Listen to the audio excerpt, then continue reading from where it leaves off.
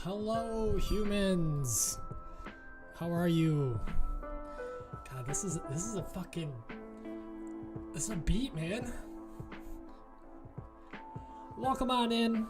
How y'all doing on this Tuesday afternoon?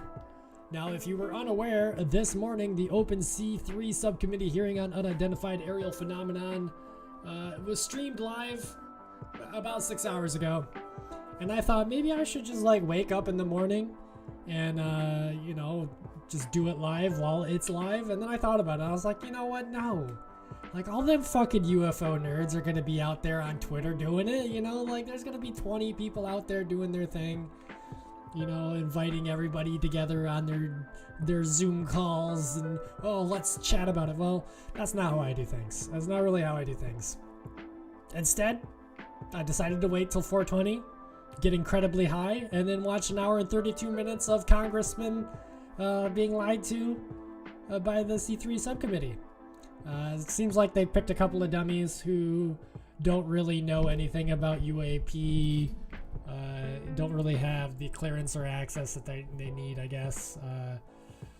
But we'll see what it says. I've seen a lot of like hubbub on the internet, on the old Twitter. I've seen a lot of like a lot of hot takes, but I want to see it myself. I want to watch it myself. So if you're joining me, welcome. If you're watching this later and laughing at me, go ahead. That's what today's about. We're not gonna take things too seriously.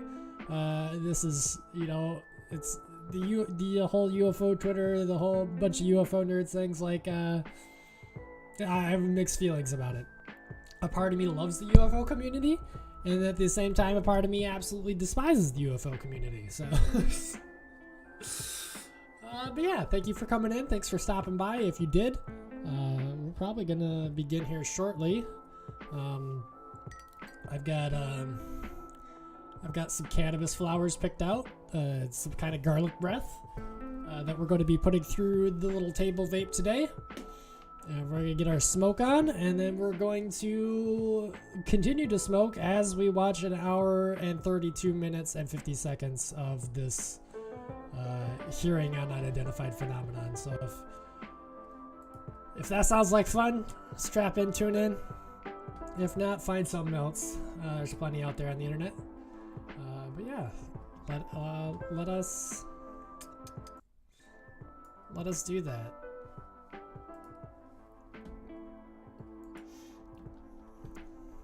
Look, here we are, May 17th, 2022, 8:57 a.m. We got that lo-fi mix going on. I'm gonna turn on the vape, get that preheated.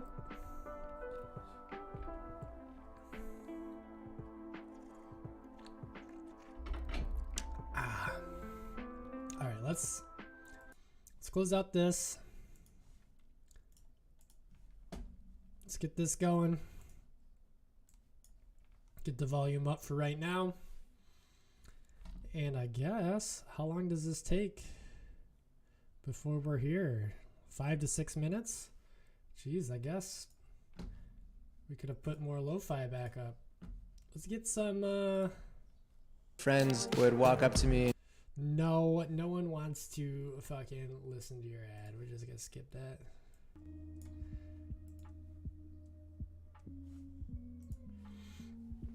Alright, we'll let this go because it's only about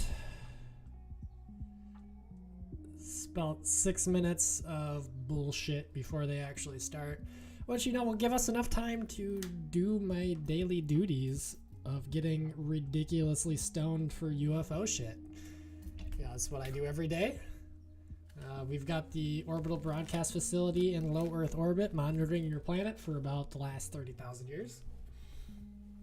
We've watched you rise and fall, if not once or twice.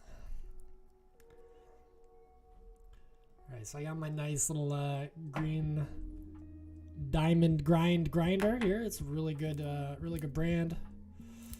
I like quite a bit. I'm pretty rough with my grinders. I like to tap them and clink them and tap them and get everything moving around in there. So they do. Mine does have a little bit of scratches on it, but it's not too bad. I just, you gotta take the long stick in the jar. We just poke around until we find one. Like, give me this one. No, that didn't work. There we go. There we go. Look at that. Oh, it's not gonna focus. On my focus. There it is.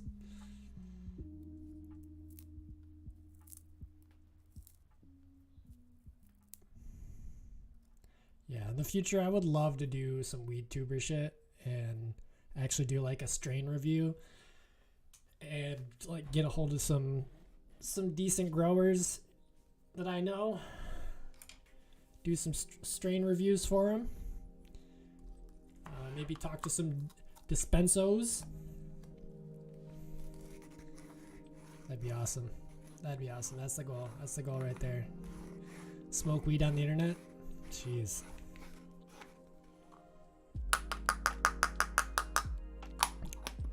So one thing I am excited about is, like, they did mention the Wilson documents, Admiral Wilson documents in this.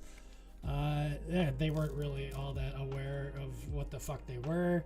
But the fact that, like, it's, like, in Congress now, that's kind of cool. If you guys don't know, the Wilson documents is, like, Admiral Wilson was, like, in the DIA, and he was trying to get all access to all these UFO programs that he'd heard were rumored were in existence.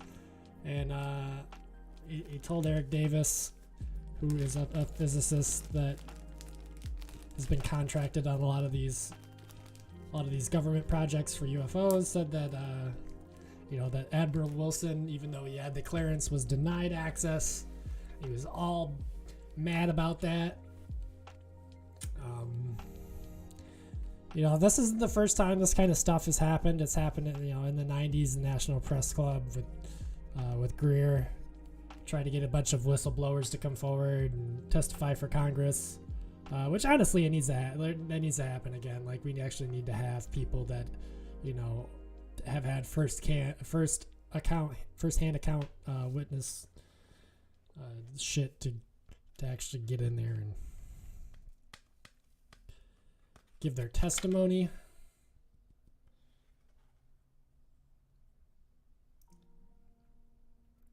Like, I know that there are a lot of military witnesses, and that, like, their credibility is ranked higher than just your average Joe.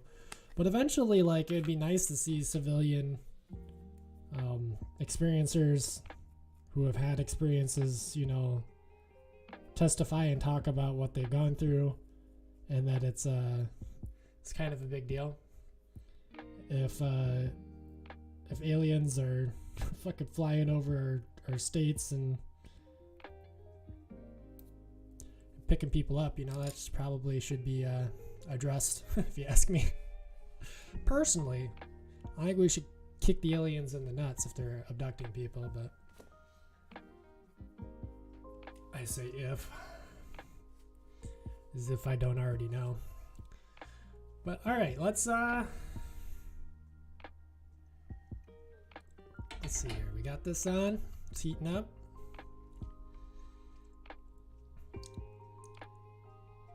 So HVC 210, House Permanent Select Committee on Intelligence.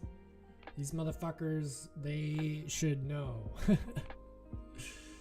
They should know.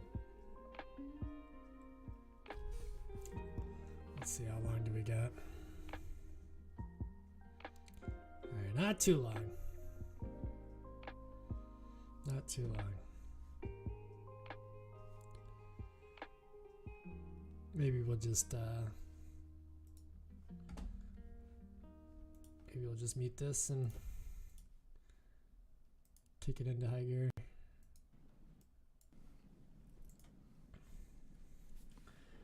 All right, let's go. Woo! With that, I ask my colleagues to join. Pardon me. We will now turn to the business of this hearing. Oops, I read the second thing first. More than 50 years ago, the U.S. government ended Project Blue Book, an effort to catalog and understand sightings of objects in the air The Air Force that could fucked not us. otherwise be explained. For more than 20 years, that project had treated unidentified anomalies in our airspace as a national security threat to be monitored and investigated. In 2017, we learned for the first time that the Department of Defense had quietly restarted a similar organization tracking what we now call Unidentified Aerial Phenomena, or UAPs. Last year, Congress rewrote the charter for that organization, now called the Airborne Object Identification and Management Synchronization Group, or AIM-SOG. Yeah, that's for sure. Short. Yeah, that's short. Today, all right. we'll bring That's that the stupidest organization shit out I've of ever the heard. shadows. This hearing and oversight work has a simple idea at its core. Unidentified aerial phenomena are a potential national security threat, and they need to be treated that way. For too long, the stigma associated with UAPs has gotten in the way of good intelligence analysis. That's right, Mr. Pilots Carson. avoided reporting or were laughed at when they did. DoD officials relegated the issue to the back room or swept it under the rug entirely, fearful of a skeptical national security And you community. wound up with a billionaire Today, funding our We fucking know better. data collection. UAPs are unexplained, it's true, Fucking Bigelow. but they are real. They need to be investigated, and many threats they pose need to be mitigated. Undersecretary Moultrie, Mr. Bray, thank you for coming today. So these are the First, two we guys. need you to they've, update us on the status of AIM-SOG. The legislation creating it was passed in December. One's The a deadline for Russian implementation is fast approaching. expert, But the group does and not there's a even Chinese have expert, a named so- director. We need to know, sirs, the status of the organization and the obstacle to getting it up and running. Why not just Secondly, give Lou the job back? You have to convince the audience today, and just my most question. especially our military and civilian aviators, the culture has changed. That Yeah, they those should who report. report UAPs will be treated as witnesses, not That's as right. kooks. That's right. Thirdly, you need to show us, Congress, and the American public, whose imaginations you have captured. You are willing to follow the facts where they lead. You know, we fear sometimes that the DoD is focused more on emphasizing what it can explain, not investigating what it can't. I'm looking for you to assure us today that all conclusions are on the table. One final note, we are mindful Including today that aliens. AIM-SOG is not starting from scratch. This is the third version of this task force in DoD, and civil society groups like the Mutual UFO Network, MUFON. Mr. Corbell and others have been collecting data on this issue for years. I hope you'll explain how you can leverage the knowledge and experience of our prior work on this matter to move the AIM-SOG along. Yeah. The last time Congress had So that's one thing that I've always said about UFO hobbyists and UFO enthusiasts and investigators, researchers, is like why would the government spend a lot of money? Can I turn it up? I can, yes, I could totally turn it up. I wasn't sure how it is. Why would the government spend a lot of money doing research and investigation into UFOs, you know, when the public is doing it for free? You know, that like they're already doing it. We just spy on them. We just spy on UFO researchers, and then we get the data. You know, like why put agents in the field when they're doing it for us? All right, so you want to? I've turned it up as much as I can.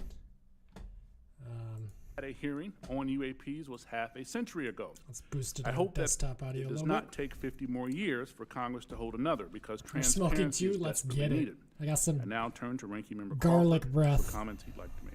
and it definitely does. Thank you, Mr. Chairman.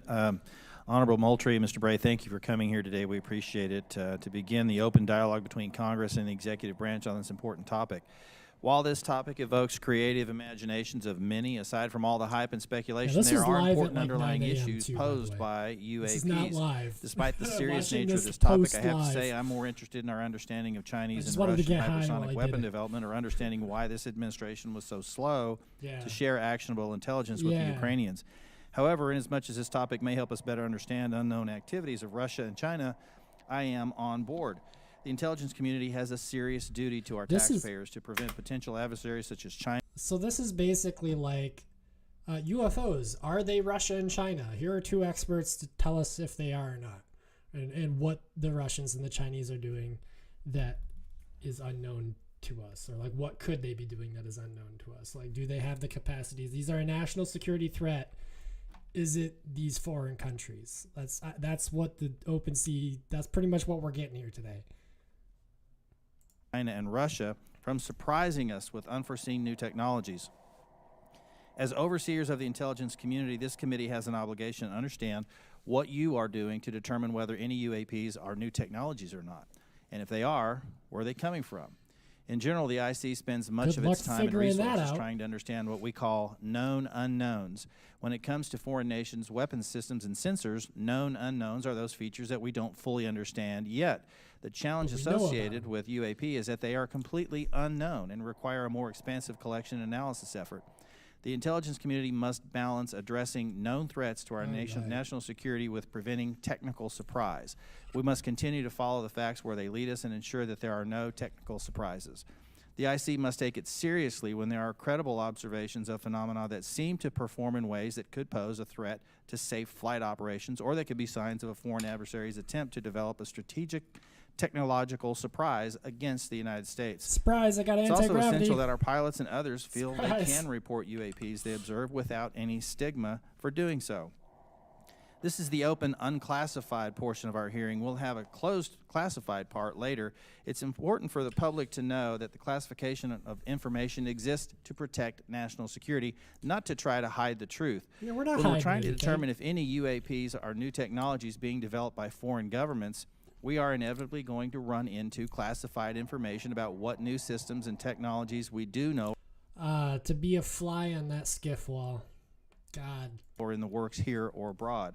But where information does not risk national security, it should be shared with our allies and the public when feasible. I hope that we can have your assurance to this end today. It's my hope that the intelligence community will continue to try to determine the nature of UAPs we've observed, and will keep Congress fully apprised of all developments. I look forward to this hearing and continued dialogue and oversight with the intelligence community on this topic. And with that, I yield back. Gentleman yields back, and now we'll turn to our distinguished chairman, Adam Schiff, for any comments he wishes to All make. right, Schiff. Thank you, Chairman See what you Carson, got. for holding this open hearing on unidentified aerial phenomenon and for your leadership on this issue. Holding a portion of our discussion today in open session is critical I forgot to the cause of he's the chairman of transparency and this. openness, which was Congress's intent in authorizing and funding this new task force.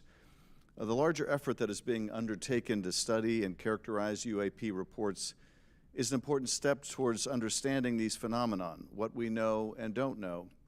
And I look forward to hearing more during both the open session and the closed setting about how DoD and the IC are undertaking that task. UAP reports have been around for decades, and yet we haven't had an orderly way for them to be reported without stigma and to be investigated. That needs to change. UAP reports need to be understood as a national security matter, and that message needs to go out across DoD, the IC, and the whole of the U.S. government. When we spot something we don't understand or can't identify in our airspace, it's the job of those we entrust with our national security to investigate and to report back. That is why it's important that we hold this open hearing for the public to hear directly from the Department of Defense on the steps it's taking to track, analyze, and transparently communicate the work that is being done on this issue. Transparently It is also the responsibility of our government and this panel to share as much as we can with the American people, since excessive secrecy only breeds distrust and speculation. I look forward to hearing how the UAP task force is being stood up, what challenges they still face, and how this committee can make sure the task force is able to shed light on one of the world's most enduring mysteries. I thank you gentlemen for your work, and be very interested to hear what you have to say. To me, among the most fascinating questions are these phenomena that we can measure. That is, instruments report there is something there. It is not the human eye confusing objects in the sky. There is something there, measurable by multiple instruments, and yet it seems to move in directions that are inconsistent with what we know of physics or science more broadly. And that to me poses questions of tremendous interest and as well as potential national security significance. So we look forward to hearing what you're able to report to us today in open session. And I want to thank Chairman Carson again for his extraordinary leadership on this issue, and I yield back. Chairman yields back. Thank you. With that, we will start our hearing. Under Secretary Moultrie, the floor is yours, sir. Thank you. Chairman Schiff, Committee Chairman Carson, Ranking Member Crawford, distinguished members of the subcommittee, it's a privilege to be here with you today to address your questions regarding unidentified aerial phenomenon, or UAP. I'm pleased to be joined by Mr. Scott Bray, the Deputy Director of Naval Intelligence, who will speak to the Navy's Unidentified Aerial Phenomenon Task Force, which laid the foundation for the efforts we will discuss today. First, I'd like to thank Congress for supporting the Department's UAP efforts. The NDAA for fiscal year 2022 has helped us to establish a dedicated office to oversee processes and procedures for the timely collection, processing, analysis, and reporting of UAP-related data. What are UAP? So it's all Put getting simply, gathered up. UAP are airborne one objects place. that, when encountered, cannot be immediately identified. So before this, UFO data existed all over the fucking place, like in every single little grouping here, there, a little bit all over the place. Like everybody had a little piece of the pie, you know, and no one was working together. Like I'm sure there was some like cross over intelligence sharing between departments. I guarantee there was. I don't have proof of it, but it just seems implausible not to have that. So now it's like they're trying to take all of these stovepipes and pipe them into one thing, and that one thing will probably use AI and networks, neural networks, to comb through this data, all of this sensor data and all of these witness data and all these pictures and videos and blah blah blah blah blah. You know, comb through all of this stuff to try to fucking figure something out. I don't know what. Who knows? Who knows what they'll figure out?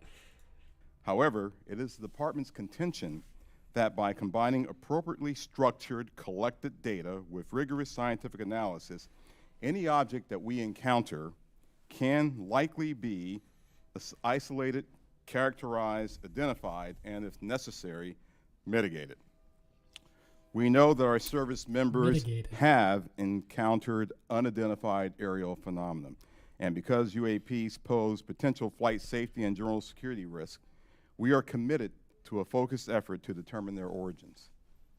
Our effort will include the thorough examination of adversarial platforms and potential breakthrough technologies, U.S. government or commercial platforms, allied or partner systems, who could and other achieve breakthrough technologies? Phenomenon. Is there enough We wealth also for understand that there has been a cultural stigma surrounding UAP. Our goal is to eliminate the stigma by fully incorporating our operators and mission personnel into a standardized data gathering process. We believe that making UAP reporting a mission imperative will be instrumental to the effort's success. The Defense Intelligence and Security Enterprise provides real-time support to our warfighters and mission personnel across all domains. To optimize the Department's UAP work, we are establishing an office within the Office of the Secretary of Defense. That office's function is clear: to facilitate the identification of previously unknown or unidentified airborne objects in a methodical, logical, and standardized manner. These goals will ensure that we are working closely with operators. Okay, so that's previous. So you're just going through data that you've already collected. Are you going to be? I just need to know: are they going to be collecting? What are they going to do in the future? Operational personnel on training and reporting requirements, developing data and intelligence requirements, standardizing and integrating processes and procedures for collection, operational surveillance, analysis, and reporting, leveraging our research and development capabilities to improve detection, characterization, and identification of UAPs, developing mitigating solutions and procedures, and identifying strategy and policy solutions. And new sensors. This effort will maximize collaboration and build upon already existing relationships with the Office of the Director of National Intelligence, the FAA, DHS, and the FBI. That's pretty good. We are also committed to strong partnerships with the Air Department of Force? Energy, NOAA, the DEA. So the big one, the DOE. Oh man, that's big. That's big. Okay. NASA, and the national cool. labs, and just National as labs. importantly, our international partners and allies. With regard to the importance of transparency, the department is fully committed to the principle of openness and accountability to the American people. However, we are also mindful of our obligation to protect sensitive sources and methods. Our Yeah. goal is to strike that delicate balance, Damn. one that enables us to maintain the public's trust while So this is it. This is it. We can't have transparency about UFOs and accountability at the same time. You know, some of what these people did, like some of these programs, like the Outer Reach, like these black sites, these fucking, you know, like some of these things probably not by the books. You know, some of this shit probably not done by the books. And so, you know, until it's law, like until like whistleblower protection laws are passed by, you know, are proposed by Biden and go through whatever, blah, blah, blah, and pass, like that's, like they're not going to tell us until that happens, until they can safeguard their accountability. There won't be transparency is what I'm getting. preserving those capabilities that are vital to the support of our service personnel. In closing, the department is committed to this effort and welcomes the challenge. We thank you Welcomes for the your challenge. This is committed gonna support be fucking hard. and look forward to your questions. I'm walking a tightrope over fucking alligators right now. Chairman Schiff, Chairman Carson, Powerful Ranking Member people in the Crawford, world have in committee control members, of this thank you program. very much for the opportunity to be here today to highlight the ongoing work of the Department of Defense regarding unidentified aerial phenomena. Since the early 2000s, we have seen an increasing number of unauthorized and or unidentified aircraft or objects in military-controlled training areas and training ranges and other designated airspace. Reports of sightings are frequent and continuing. We attribute this increase in reporting to a number of factors, including our work to destigmatize reporting, an increase in the number of new systems such as quadcopters and unmanned aerial systems that are in our airspace, identification of what we can classify as clutter, mylar balloons and other types of air trash, Good. and improvements in the capabilities of our various sensors to detect things in our airspace. And I just want to say, it's not very hard to distinguish misidentifications in these fucking montage collection YouTube fucking videos. Like if it looks like a balloon, it's probably a balloon. If it's not fucking doing one of the observables where it's like moving all over the place or disappearing and reappearing somewhere else or going into the water and coming back out, like it's probably just a bug or dust or fucking, you know, there's, like you said, like we're a quadcopter, like we're trying to figure out where all the quadcopters are. You know, being able to detect if it's a drone or if it's actually something else. Like, because a drone with a fucking giant, like, LED, like 500 lumen light on it is probably going to look like a UFO, you know, a little bit. But you're gonna hear it unless it's got quiet blades, you know, unless it's built to be quiet. You're probably gonna hear it. You know, it's probably not. The thing is, though, that is like the speed that drones are getting nowadays. It's be really easy to hoax shit with quadricopters if you learned how to, like, if you were using anti-poaching drones. Like, let's just say you were using anti-poaching drones and you built them really, really quiet. You could easily hoax some stuff. So like that's why they're trying to figure out what the fuck, you know. Almost 2 years ago, in August of 2020, Deputy Secretary of Defense Nordquist directed the establishment of the Unidentified Aerial Phenomena Task Force within the Department of the Navy. The UAP Task Force was built on the foundation of the Navy's initial efforts to respond to the reports from our aviators on unidentified objects observed in our training ranges. The basic issues then and now are twofold. First, incursions in our training ranges by unidentified objects represent serious hazards to safety of flight. In every aspect of naval aviation, safety of our air crews is paramount. Second, intrusions by unknown aircraft or objects pose potential threats to the security of our operations. Our aviators train as they would fight. Yeah. So any intrusions that may compromise the security of our operations by revealing our capabilities, our tactics, techniques, or procedures are of great concern to the Navy and the Department of Defense. We don't want you guys watching From the us. very beginning, we took these reports very seriously. We instituted a data-driven approach to the investigations where we could collect as much data as possible and use all available resources to analyze and make informed decisions on the best ways to address our findings. Our main objective was to transition UAP efforts from an anecdotal or narrative-based approach to a rigorous science and technology engineering-focused study. That's This pretty data-driven approach requires input from a wide variety of sources. In the early stages, the task force worked to standardize the reporting mechanisms and processes to make it as easy as possible for personnel to report any engagement, so that we were getting that wide range of reporting that we We needed. cast a big net. We also spent considerable efforts engaging directly with our naval aviators and building relationships to help destigmatize the act of reporting sightings or We encounters. stopped being assholes. And we work with naval aviation leadership to provide additional equipment to record any encounter. Navy and Air Force crews now have step-by-step procedures for reporting on It UAP goes up the on chain of their command. keyboard in the cockpit and in their post-flight debrief procedures. Good. The direct result of those efforts has been increased reporting, Oh, I'm with sure. increased opportunities to focus a number of sensors on any objects. The message is now clear. What was the increase? If you see I wanna something, know that. you need to report it. Good. And the message has been received. In fact, recently, I received a That's a call good from a message. senior See naval something, aviator say with over something? 2,000 flight hours. He called me Sounds personally familiar. from the flight line after landing to talk about an encounter that he had just experienced. Cool. Those were Tell just the me initial about it. steps. We also made a No, concerted tell me effort to about assemble that. subject matter experts from across the Department of Defense and the intelligence community and other U.S. government agencies and departments. We forged partnerships with the research, development, and acquisition communities, with industry partners, and with academic Acquisition. research labs. Research and development acquisition. Research and development acquisition.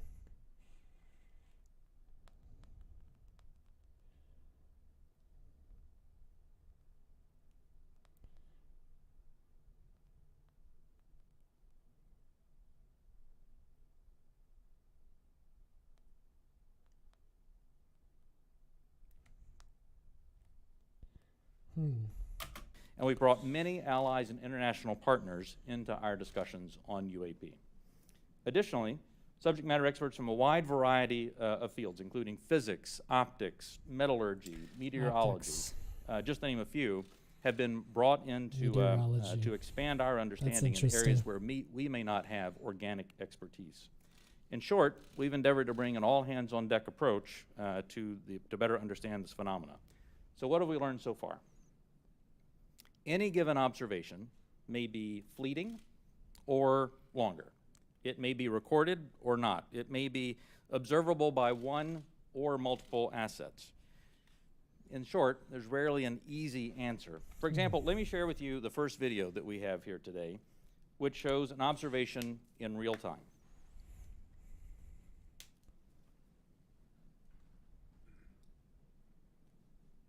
Okay, we're looking at the inside glass. Boop. There it was. There it was. In many cases, that's all that a report may include. And in many other cases, we have far less than this.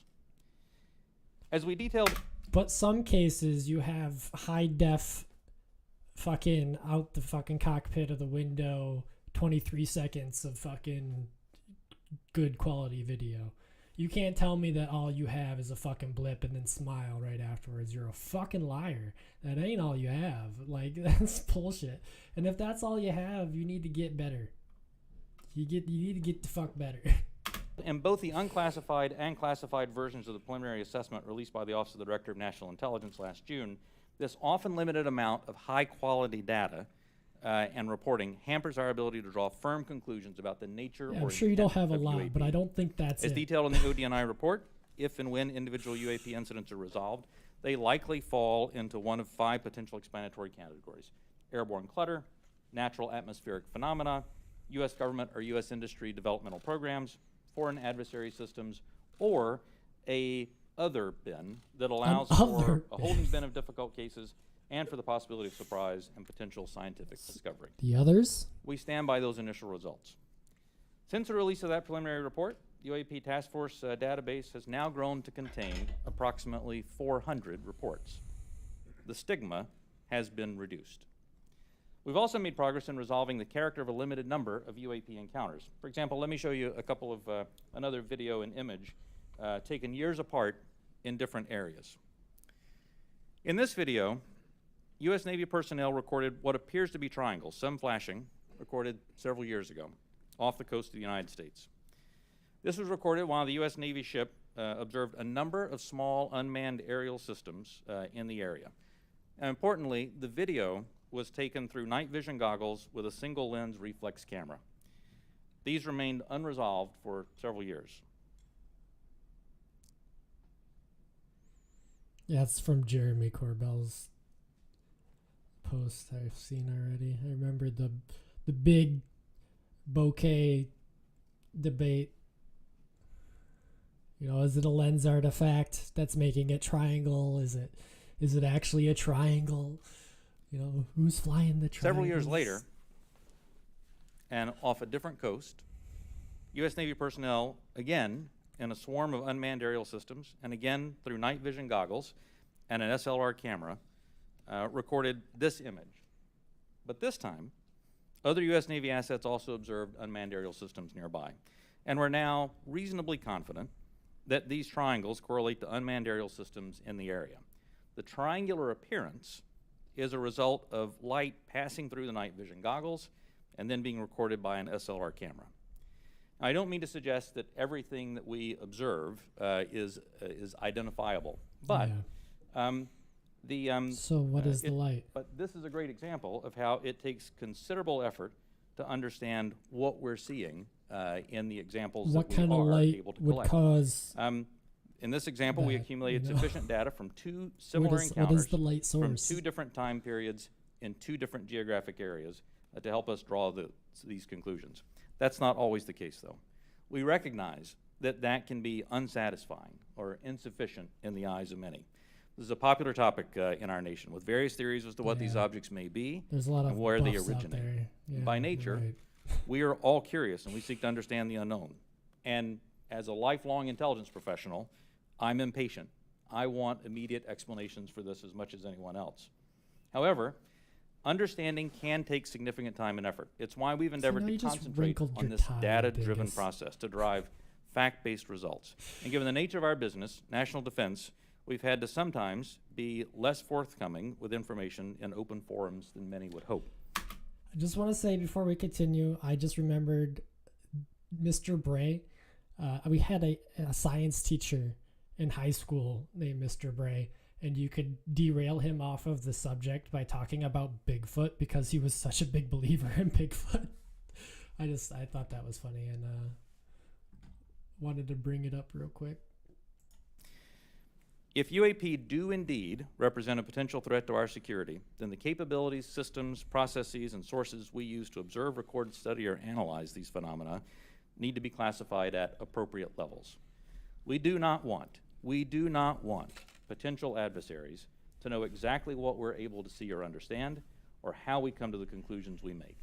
Therefore, public disclosures must be carefully considered on a case-by-case basis. So what's next? We're concentrating on a seamless transition to the new organization.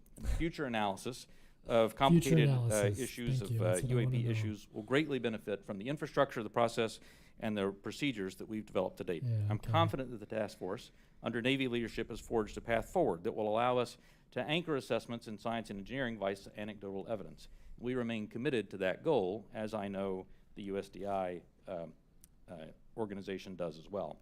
So thank you very much for your interest and continuing support for the UAP Task Force. The team's made a lot of progress, but we really are just establishing the foundation for the more detailed analysis that's yet to be done. And with your continued support, we can sustain that momentum necessary to produce data-centric analysis and understanding of the phenomena. I look forward to your questions. Thank you. Thank you, Mr. Bray. This is the third version of this task force, and to be frank, one of Congress's concerns is that the executive branch in administration, both parties, has been sweeping concerns about UAPs under the rug by focusing on events that can be explained and avoiding events that cannot be explained. Yeah. What can you what can you say to give the American people confidence that you aren't just focusing our attention on low-hanging fruit with easy explanations. Like you did in Blue Book. Exactly like Congressman, you did I'll in start, Blue and Book. then Mr. Bray, please feel free to weigh in. Not So you, but the way that we're approaching this is with Gonna a rehash. more thorough, standardized methodology than what we have in the past. First and foremost, the Secretary of Defense is chartering this effort. This is not someone lower in the Department of Defense. And he has assigned that task to the Office of Secretary of Defense, the Undersecretary for Intelligence and Security, that's me, because I'm responsible for looking at intelligence matters, I'm responsible for security matters. This is potentially both. So when you start concerning ourselves with the safety of our personnel, the safety of our installations and bases, there's no other higher priority than what we have than actually getting after this. And as you have stated, we have been assigned that task to actually stand up an office, the AIM-SOG, which I believe the name, sir, will likely change. But we have moved forward in terms of moving to establish that office. We have. I just want to say that I just learned that Lloyd James Austin III is the Secretary of Defense. And I just learned that he's the first African American to serve in the United States Secretary of Defense as of January 22nd, 2021. Huh. Interesting. Yeah. He's a retired 4-star general. As of this week, picked a director for that effort, very established and accomplished individual. We've identified spaces. We've worked with personnel across the Department of Defense, with the services, and we've worked with the IC, which is on board in helping us work through this standardized methodology for now, bringing in data, analyzing that data, and reporting that data in the appropriate method and appropriate means so we can either get it to our service personnel to ensure their safety, or get it to you and the Congress and to the public to ensure that you have oversight to what we're doing. So, chartered by the Secretary of Defense, standardized, and really a methodical approach. It's something that we're doing that has not been done before. Can we get some kinds of assurances that your analysts will follow the facts where they lead and assess all hypotheses? Absolutely. Good So to we're see open to you all on hypotheses. YouTube. Yeah, we're open thanks. to It's been fun so any far. conclusions that we may encounter. Quickly before I pass it to the ranking member Welcome and in. Chairman Welcome to Schiff, chat. I want to thank you both for taking the time, and I had a good time meeting with you last week, Director Moultrie, Undersecretary Moultrie. So do you guys feel confident after what they said? You know, they got the Secretary of Defense charter. They, you know, they're meticulous. You know, do you feel confident that they're not just gonna yank our chains like they did in the last time they did this? You know, like, are they actually going to look into that others bin? You know, like, I don't know. Not feeling as confident. I know a lot of people online said they weren't feeling as confident, but you know, this is a community that loves like conspiratorial thinking, so I'm trying not to engage in that. You know, they're probably gonna do a good job at what they do. Like, this is, like they said, this has never been done before. We never had AI that could just like comb through like thousands of pieces of data and find correlations and patterns, and you know, so it's interesting. We'll see. It's fair to say that you are a science fiction fan, is that correct? It is fair to say that I am an inquisitive mind who has spent 40 years in the intelligence field and has focused on both science and science fiction. That is fair. Could you tell us about it? Yeah, well, yeah, look, my generation grew up looking at space sagas and the Apollo program. It's true. So all of us who grew up in the 60s were Alex, just get thrilled in here. by watching Get in chat, bro. our first astronaut land on the moon. That was a momentous occasion to people who were of different generations. Some of them didn't believe that it happened. I still have relatives and friends who don't believe it happened, right? Science fiction to them. But to us, it was, no, that's the progress that we've made. And so I was enthralled by that, and I've taken that to heart. Some secrets are worth keeping. Is this one of them? To keep secret.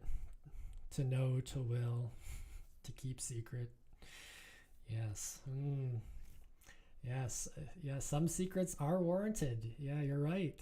That is a very good point. Is the fact that humanity is being visited by, another intelligence, the other intelligence, is that worth keeping?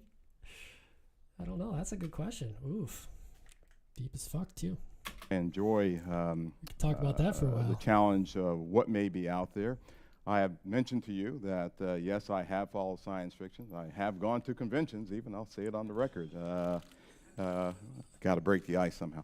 But, Yeah, I that's have good. done that, right? But there's So nothing he's wrong been with he's that. been a UFO buff. Don't necessarily dress. Are you telling me? Hold on, right now. The Honorable Ronald Moultrie went to UFO conferences and is a UFO buff and is a sci-fi nerd, because I fucking love that. I fucking love that. Dress up, but I do, I do believe that it's important to show that the Department of Oh, I Defense fucking has, love that. we have character, and we're people just like you, just like the American people. Yeah, we're just like you. Okay, now is this a ploy? Like, is this a fucking? We're just like you. Look, I'm a UFO nerd. I'm in there, and which is true. There are UFO nerds in the intelligence community. I mean, they've already come out. There's a whole bunch of them. A whole bunch of weirdos in the intelligence community, in the CIA, in the DOD. There's a bunch of weirdos out there. That's just all there is to it. Like, We have our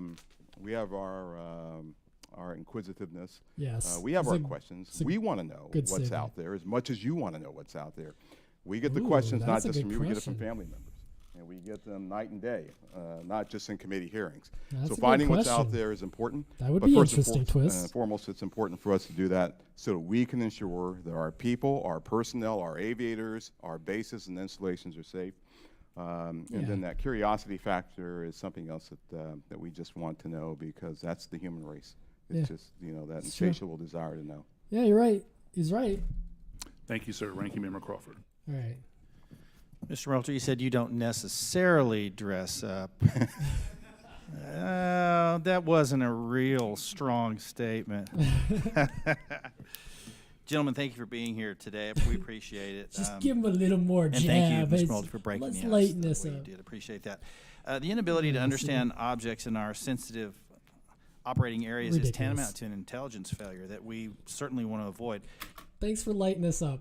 By the way, this has been a complete intelligence failure. You failed the American people. This is not about finding alien spacecraft, but about delivering dominant intelligence across the tactical, operational, and strategic spectrum. So my question is, how can AIM-SOG lead to prevention of intelligence surprises? Let's. Sure, I'll start with that.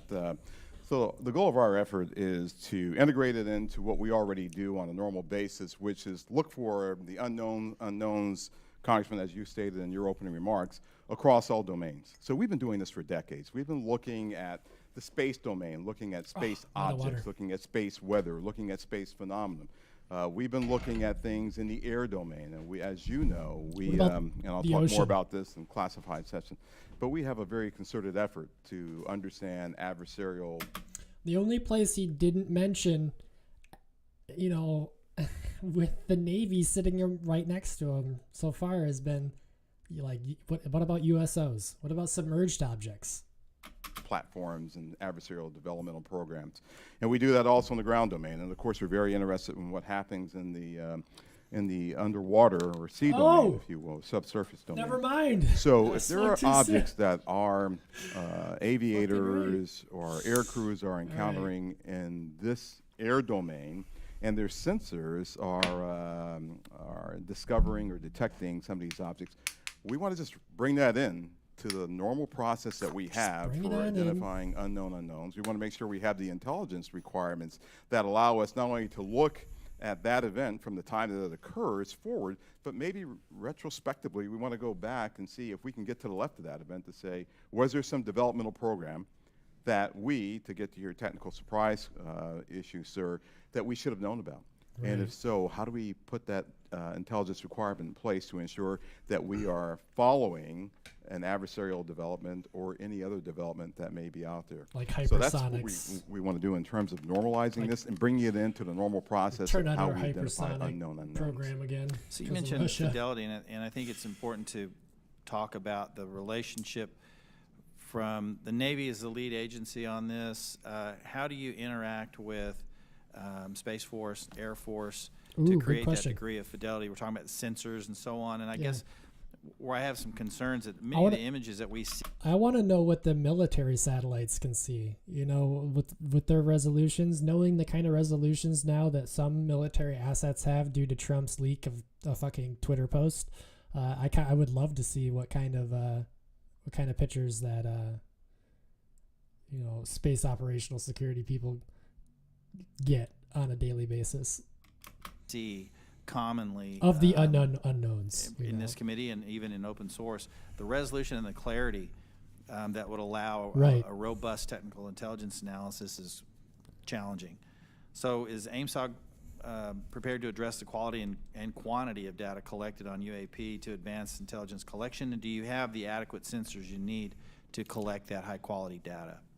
One of the lines of effort that we have is looking at our sensor capabilities and to understand whether or not, as the video showed that Mr. Bray displayed, sometimes it's very fleeting data that we have on some of these objects, and we want to make sure.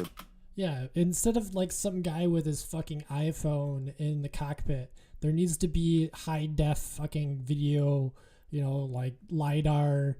There needs to be the Tesla of the fucking, the high tech data collecting vehicles, aircraft that we can send out when like our normal flight people like encounter these. So we need to have that. That needs to be a thing. Like, I don't understand like why, we haven't developed something like this already with the sensor data, the sensors necessary to get the data that you need on some of these objects. That one, our systems are calibrated to actually be able to collect your on radar, the objects. your new Our your sensors brand today new are radar. calibrated for specific things. We want to make sure Yeah. they're calibrated for things of this nature, things of this size, things of this velocity, if I can use that term. We want to make It's sure going that once fucking we fast. have that data is stored in some standardized method that we can then extract and that we can feed into our system real time. So we do not want this to take some prolonged period of time for us to get that data. But our goal is absolutely to have that high fidelity information that we get from all sensors, and we want to be able to integrate that with what we may have off of ground-based sensors. So whatever you may have on a platform, whatever you may have on the ground, whatever we may have from other sensors that we may have in different domains. We want to be able to integrate that all and get Space. this integrated picture as we would, as I said, with any other unidentified objects or things that we are tracking as a part of our normal intelligence responsibilities. Thank you. Last question, Mr. Bray, if you would. I'm a Navy pilot. I've encountered a UAP. Walk me through the reporting protocol once I see something that I think needs reported. The first thing that aviator would do after landing as a part of their normal Go through debriefings, they debriefing, would contact their intelligence officer. Their intelligence officer would then walk them through first filing a data preservation to ensure that that whatever sensor data may be on the aircraft, that we preserve that so that it's available for later analysis. Second, they Get would it actually stored fill on out some hard a drives. form that includes details like where they Fill were out a operating, MUFON altitudes form. they were operating, speeds, what they observed, What did you see? whatever sensor data they may have recorded from that. Yeah, And okay. then that report is filed. It goes two places. One, it goes through the operational chain of command, so that operational units are aware of what's being observed, and also through the UAP task force, so that they can take that data, database it, and quite often have individuals from the task force contact the aviator and ask Investigate. them additional questions if there were things that weren't clear in the report. That then goes into a database where we begin to compare it with other observations that we have, again comparing for locations, comparing for altitude, speeds, shapes, if any RF Looking for emissions were detected from correlations. the platform. Ooh, All of yeah, that. tell so me that we about can that. Try to reach some conclusions on that. Thank you. Yield back. Gentleman yields back. Chairman Schiff. Thank you, Mr. Chairman. Mr. Bray, can you rerun that first image? It looked like it was outside of a plane window. And if you wouldn't mind going up to the screen and tell us what we're seeing. Not that you can necessarily tell us what we're seeing, but Right. explain what we should be looking at in that first image. Absolutely. And Alexi, what I'll ask is if you can stop it at a certain point.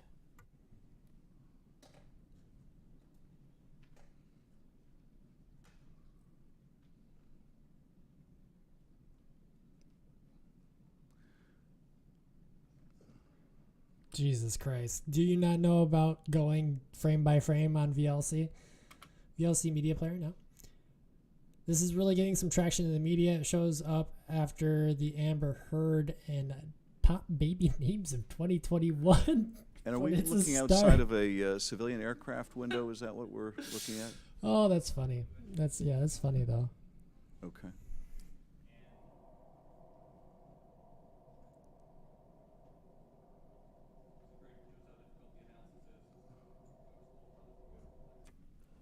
This is like, I'm like ripping my dick off here as like someone who does video work. Like, come on. Come on, guys. Figure it out. It's not that hard. Check some of the top bars there. Click on some of those media playback, like probably playback. Like if you click playback, you probably could slow it down. Oh my God, you dangus. This is hard. Everyone's ripping their dicks off. Fucker.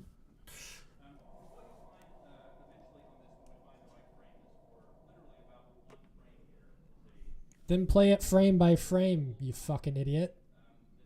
Sorry. Getting upset now. You're making me angry. You're not gonna like me when I'm angry, Mr. Bray. Is that it right there? Yeah, that's Can you point to the screen again what we're supposed to be looking at? yeah, I like that you're raking him through the fucking coals for this video. This is what you fucking bring us, you dick.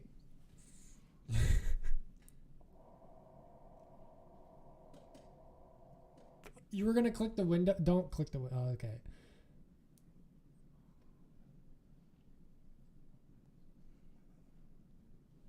You're seriously gonna try it? It's literally right next to your fucking play button. Oh my God. Okay, if you could stop that frame. That's not the one. No, it's not the one. This is painful. Holy shit. What did other people do on their lives when did they just all go, oh my God. Just click play. Yeah, just click play. Here's what you'll see coming up right here. There it went. Now back up just No, because it replays. Go to fucking playback and fucking slow it down. It is painful to watch these people be so inept. Is there a 23-year-old in Congress in the building right now? Is there a 23-year-old in the building? Maybe someone on the autism spectrum, that we could get somebody on here to fucking smarter than these motherfuckers. Like fucking, I could do this. Okay. I could do this. So as you can see, it's difficult. How did they have these jobs? How do they have these jobs? The laptop we're working with is not as easy for stopping that video in the right spot. No, it is. You're just an idiot. What we have seen in that. What are we observing? What you see here is... oh, the laptop I have. This is... Oh, my fucking God. Oh, my God. I'm sorry. You know, I'm sorry. There's so many people... Like, if there's so many people in the world more qualified than this. And this is what we get. Someone who can't figure out how to use VLC player. You can't figure out how to use a program to play back something.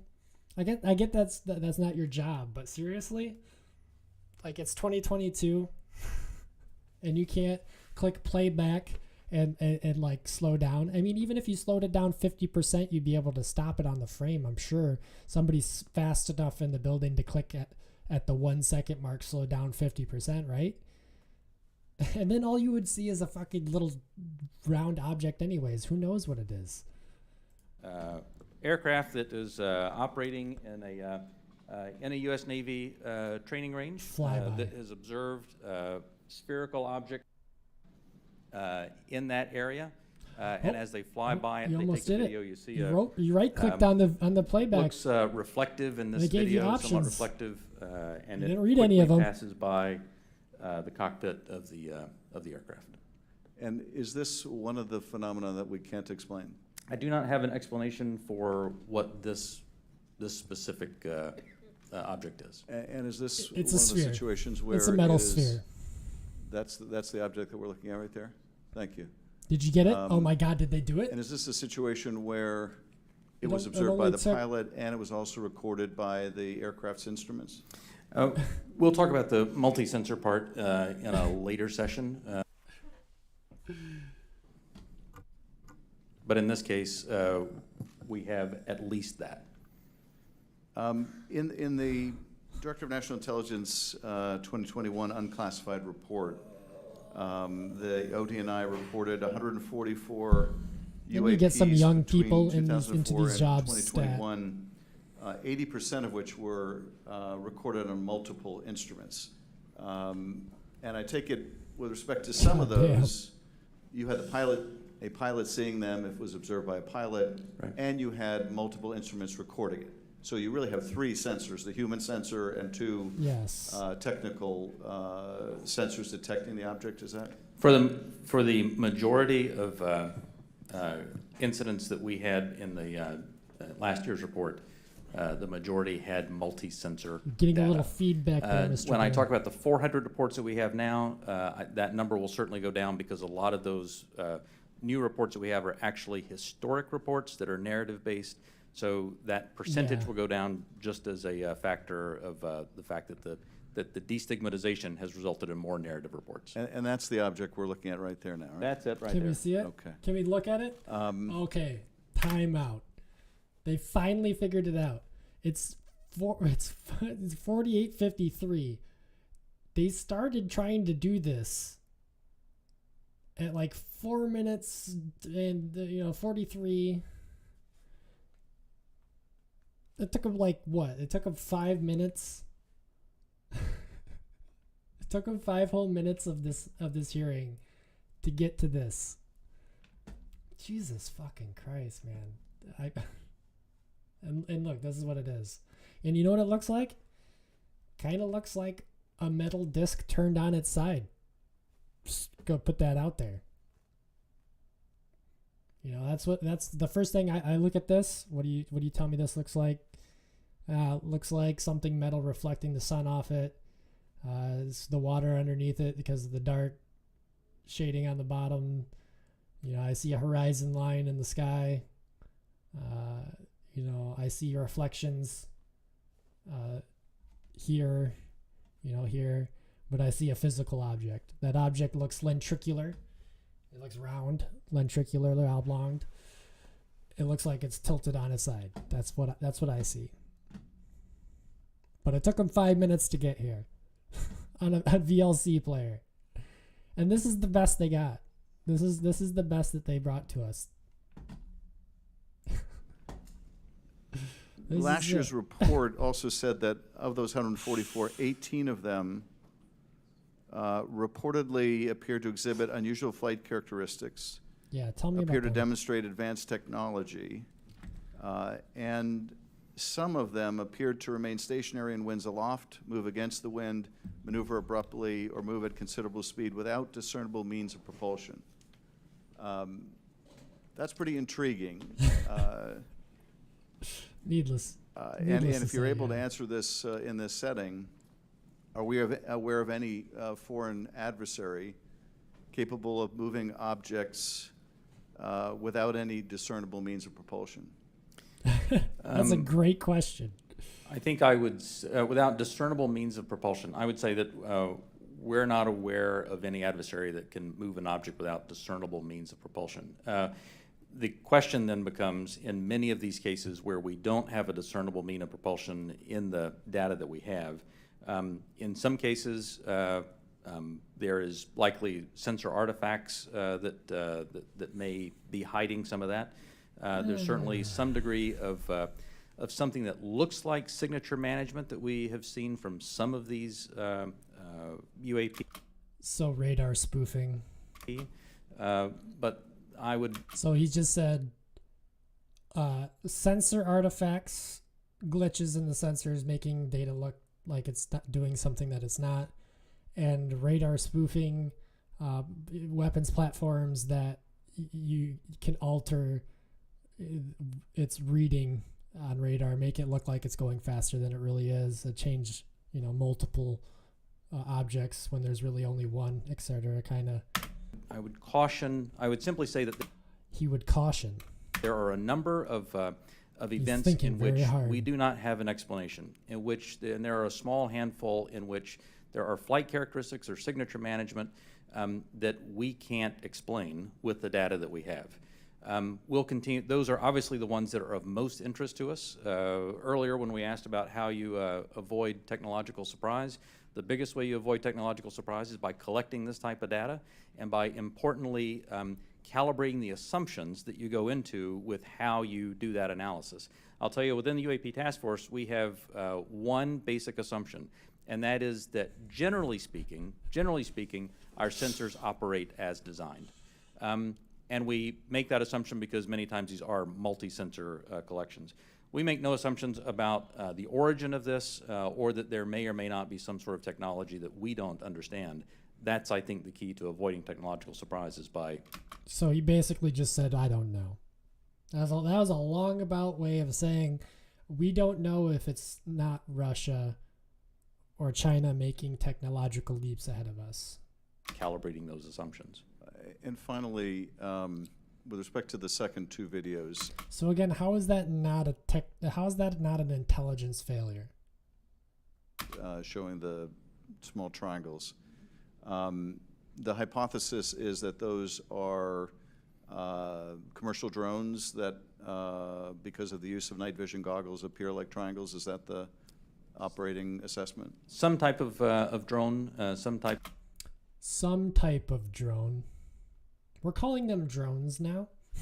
of unmanned aerial system, and it is simply that light source resolves itself through the night vision goggles onto the SLR camera as a triangle. And have we, in order to prove that hypothesis, then you need to get better optics. Flown a drone and observed it with that same technology to see whether we can reproduce the effect? The UAP Task Force is aware of studies that have done that. Okay. Thank you, Mr. Chairman. I yield back. The gentleman yields back. Dr. Winstrup. Thank you, Mr. Chairman. Thank you all for being here. My first question is, through this process where there's been sightings, have the sightings been stationary, or have they always been sighted from a moving object, from a plane or a ship that may be moving? Have these reports ever come from a stationary object being observed in the sky? Like the UAP Task Force does have reports from stationary, reports from a stationary observer. Because there's a difference in observing something when you're moving as right. well. It's physics, right? So that's right. why I asked that question. Are we capable, or have we made any breakthroughs, or anyone made any breakthroughs, to be able to cite something and make some determination at all of its composition, whether it's a solid or a gas? Is there any such capability? That's kind of a lame question, but I'm not asking what. I'm just right. From some of the returns, I mean, it's clear that that the majority, well, it's clear that many of the observations we have are physical objects from the sensor data that we have. Well, gas is physical, is a physical object. It can be, and so And you see where I'm going with this? I'm trying to determine what it is we're looking at, so if we can decide if something is a solid or a gas, and if there are been we any seeing swamp conclusion on gases, its basically? capabilities, like its capabilities of movement, of turning, going 180 degrees or 90-degree turn, anything along that line that we've been able to determine. Within the, and again, I should point out that, that there is not. He should have pursued his static observer question and asked them where they were when they observed these things. Like, were they at an installation? Where was the static? Where were the static observers when this happened? And like that would be a more interesting question if you ask me. A single explanation for UAP. There are a lot of different things that This are guy's unidentified aerial questions. phenomena. Basically, we really don't know much on that. That's all I'm trying to get at. And I'm pleased that you have protocol right now for our military, but are there any non-military reports coming forward of similar events, or is it all coming from military? The UAP Task Force has a very good working relationship with the FAA.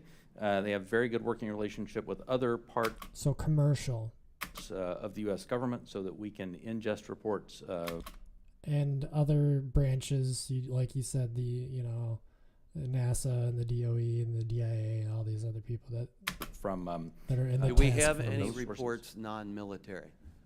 Yes. Thank you. That's my question. Your question should have been, do we have any civilian reports?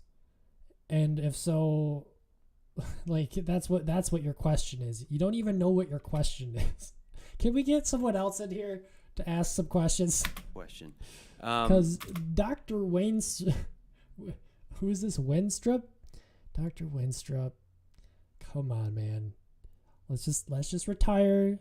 Let's have somebody a little bit younger come in, take over your job. And do we need to put out protocol for civilians that may be in that arena, like through FAA? Do you think that would be appropriate and helpful? I think standardized reporting, without a doubt, is key to helping us get to ascertain what some of these are. I think it would be important as well. There are other people besides the U.S. that have had these experiences and reported them. Is that correct? There are. That's correct. Is it all of our allies, or is it allies and adversaries? What have we learned publicly? Fly around Some the of that, I solar think, system sir, in a will ball of save for swamp closed gas. session. Well, Okay, hold on, I all missed this. or other, I think it would be important as well. There are other people besides the U.S. that have had these experiences and reported them. Is that correct? There are. That's correct. Is it all of our allies, or is it allies and adversaries? What have we learned publicly? So some of that, I think, sir, will save for closed session. So what have our adversaries learned about UFOs is probably going to be saved for, we'll just save that for when you're not gonna talk about that here, we could talk about that in the skiff, like. Well, that goes to my next question. Publicly, have others made anything which would not have to be considered closed? I don't want you to answer what they've said necessarily. Allies have seen these. China has established its own version of a UAP task force, so clearly a number of countries have observations of things in the airspace that they can't identify. Yeah. And do we share data with some, with all? Are they sharing with us? We share data with some, and some share data with us. But not necessarily all that have publicly reported something? That's correct. Okay. And I think that's an important thing, and for the other session, actually, that we don't discuss that now. Because, obviously something like this can be a national security challenge for us, no doubt about it. If they're developed by an adversary through some breakthrough technology, they can be very disruptive to our military actions, or at least serve as a distraction.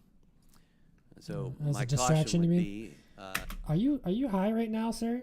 Dr. Winstrup, have you been taking medication? be careful who we share our data with, and don't necessarily trust some of the data we may get from someone else. I don't trust the Chinese. Okay, we get it. You're old. You've got certain prejudices against. You're raised by the Red Scare. We get it. Okay, come on. And with that, I yield back. Let's wrap it up. Yeah, thank you. Gentleman yields back, Thank Mr. you. Himes. God damn. Holy shit. Thank you, Mr. Chairman. One of the objectives of this open hearing is to try to erode some of the stigma that attaches to, in particular, our military men and women reporting this. It's obviously really very serious because should one of our adversaries have developed a technology that we don't know about it, we need to know about it yesterday. And obviously, any sort of stigma that prevents our military from reporting this data as comprehensively as possible is a national security threat. So I really just have two questions in the service of that goal. The first is, the chairman asked that we run that video again. Most people, when they see a video, we're all used to seeing things from a car, seeing things from a sidewalk. Very few people have the experience of observing something through night vision goggles at Mach 1.5. So just talk for a minute about, if you would, whichever of you is most appropriate, how radically different observation is at high speed in 3 dimension than it is for most of us who walk around and drive cars. So the first thing I think that's important to note about this is there are lots of things when you are moving very fast and an object is between you and a stationary reference point like the ground, it gives a lot of different impressions about how quickly something is or isn't moving. And it actually means that it is a challenge, especially with narrative-based data, to get a lot of information on that. That's why the sensor data is so important, because things do happen very quickly, as you see there. And sometimes things that happen very quickly, something may be moving very slow. That aircraft is moving quite fast. How fast that object is moving that goes by is probably very slow. Or stationary. So I guess my point is that an observation, either a visual observation or a electronic observation, infrared or whatever, looks radically different than it does to most people. Even instruments are on gimbals and that sort of thing, so that creates a very unusual view to, again, those. Okay, there we go. This guy's looked around. He's looked into how to debunk this, like the videos that have been released by the DoD. This is like, oh, yeah, okay. Those of us who are used to seeing things in 2 dimensions largely, and it's rotating. Second question. I think, Mr. Bray, you said something that I want to unpack a little bit. A number of these UAPs, you said, we can't explain. Again, in the service of sort of reducing speculation and conspiracy theories, we can't explain can range from a visual observation that was distant on a foggy night, we don't know what it is, to we've found an organic material that we can't identify, right? Those are radically different worlds. So when you say we can't explain, give the public a little bit better sense of where on that spectrum of we can't explain we are. Are we holding materials, organic or inorganic, that we don't know about? Are we, picking up emanations that are something other than light or infrared that could be deemed to be communications? Give us a sense for what you mean when you say we can't explain. Sure. When I say we can't explain, I mean exactly as you described there, that there is a lot of information, like the video that we showed, in which there's simply too little data to create a reasonable explanation. There are a small handful of cases in which we have more data that our analysis simply hasn't been able to fully pull together a picture of what happened. And those are the cases where we talk about where we see some indications of flight characteristics or signature management that Some are of the not what we had observables. expected. Yeah. When it comes to material that we have no Anomalous. material. We have detected no emanations within the UAP task force that would suggest it's anything non-terrestrial in origin. So you do have materials, but you just think that it's terrestrial in origin, is what you're saying. So there's when I say unexplained, I mean everything from too little data to the data that we have doesn't point us towards an explanation. But we'll go wherever the data takes us. Again, we've made no assumptions about what this is or isn't. We're committed to understanding these, and so we'll go wherever that data takes us. Thank you. That's very helpful, and so I think it bears emphasis. When you say we can't explain, everything that you can't explain is in a bucket called data. Is that correct? And that would mean data collected by sensors, visual observations. Right. Everything that we can't explain, quote unquote, is in a bucket called data. Right. A narrative report from the early 2000s, if it just had a little bit of information on it, would be in our database and it would be unresolved. I would add to that, it's insufficient data. I mean, that's one of the challenges we have. Insufficient data either on the event itself, the object itself, or insufficient data or plug-in with some other organization or agency that may have had something in that space at that time. So it's a data issue that we're facing in many. And the reason why you had insufficient data was because of stigma, and because of the fucking admirals were all assholes and no one wanted to go and talk to them or whatever. But it was also because the data was stovepiped away in multiple agencies and hidden away from each other. And then you had this like rogue group of intelligence officers out there. You had this like collection of old birds making their own assumptions and their own data collecting ventures, and and I'm sure they were limited to just sensor data, because I think a lot of these people were doing like fucking sci stuff into like remote viewing data, like remote viewing experiences and things like that. So These instances, Congressman. Understood. Thank you very much. Yield back. I also just want to know more about the materials, because that guy said they had materials. He didn't say that he said we don't have materials that are non-terrestrial. He said we had materials that we've determined to be terrestrial or manufactured. But I want to know more just about the materials. Like, that would be... Gentleman yields back. Mr. Gallagher. Thank you, Mr. Chairman. Thank you for allowing me to join this hearing. I really appreciate the witness's testimony. Mr. Moultrie, as the chairman mentioned, DoD had an initiative to study UFOs in the 1960s called Project Blue Book. It's also been well reported in our briefing and in other places that we have more recent projects, specifically ATIP. Could you describe any other initiatives that the DoD or DoD contractors have managed after Project Blue Book ended and prior to ATIP That's a good question. Did anything also predate Project Blue Book? So I can't speak to what may have predated Project Blue Book. I mean, of course, there's Roswell and all these other things that people have talked about over the years. I'm familiar with Blue Book. I'm familiar with ATIP. I haven't seen other documented studies that have been done by DoD in that regard. So you're not aware of anything in between Project Blue Book and ATIP? I'm not aware of anything that's official that was done in between those. Yeah, there you go. Hasn't been. There you go. Anything that's official. So, yeah, there's been a bunch of old birds hanging around picking up data, but other than that, nope. Brought to my attention. Okay. Additionally, are you aware of any other DoD or DoD contract programs focused on UAPs from a technological engineering perspective? And by that I mean, are you aware of any technology initiatives focused on this topic other than initiatives focused on the individual case investigations? I'm not aware of any contractual programs that are focused on anything related to this other than what we are doing in the Navy Task Force and what we are about to launch in terms of our effort.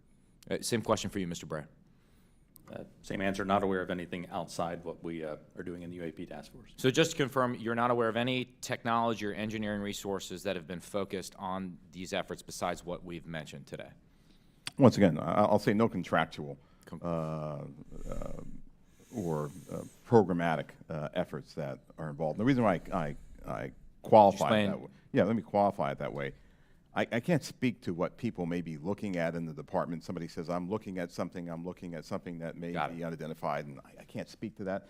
I speak to official programs that we have on the record. So who in the department would be just going around saying, I'm just going to look at that? Would that be Lou? Would that, who else in the department was taking time out of their own day to do data, to look at the data, to like collect and to like read stuff. It's also been reported that there have been UAP observed and interacting with and flying over sensitive military facilities, particularly, and not just ranges, but some facilities housing our strategic nuclear forces. One such incident See, this is where the static observer question comes in. He's talking about installations. This guy's good. allegedly Let's see what occurred he says. At Malmstrom Air Force Base, in Yeah, which 10 of our good. nuclear ICBMs were rendered inoperable. At the same time, a glowing red orb was observed overhead. I'm not commenting on the accuracy of this. I'm simply asking you whether you're aware of it and whether you have any comment on the accuracy of that report. Let me pass that to Mr. Bray, if you've been looking at UAPs over the last 3 years. That data is not within the holdings of the UAP task force. Okay, but are you Somebody aware has of the the data then. report, or that the data exists somewhere? I have heard stories. I have not seen the official data on that. So you've just seen informal stories, no official assessment that you've done or exists within DoD that you're aware of regarding the Malmstrom incident? All I can speak to is what's within my Or- cognizance of the UAP task force, and we have not looked at that incident. Do you Well, have any it's a pretty incidents high-profile like that? incident. I don't claim to be an expert on this, but that's out there in the ether. You're the guys investigating it. I mean, who else is doing it? If something was officially brought to our attention, we would look at it. There are many things that are out there in the ether that aren't officially brought to our attention. So how would it have to be officially brought to your You'll see attention? it I'm official. bringing it to your Sure, attention. so- This is pretty official. So we'll go back and take a look at it, but generally there is some authoritative figure that says there is an Shit, incident that's that pretty occurred. good. We'd like you to look at this. But in terms of just tracking what may be in the media that says that something occurred at this time, at this place, there's true. probably a lot of leads that we would have to follow up on. I don't think we are resourced to do that right now. Well, I don't claim to be an authoritative figure, but for what it's worth, I would like you to look into it. And Sure. if for no other reason, you could dismiss it and say this is not worth wasting resources on. Will do. And then finally, are you aware of a document that appeared around 2019, sometimes called the Admiral Wilson Memo or EW Notes Memo? I am not. You're not. Are you tracking? I'm not personally aware of that. No. Okay. No. This is a document in which, No, again, I'm not commenting. Yeah, I don't. I don't know. Do you know? No, I don't know. On the veracity, I was hoping you would help me with that, in which a former head of DIA claims to have had a conversation with the Dr.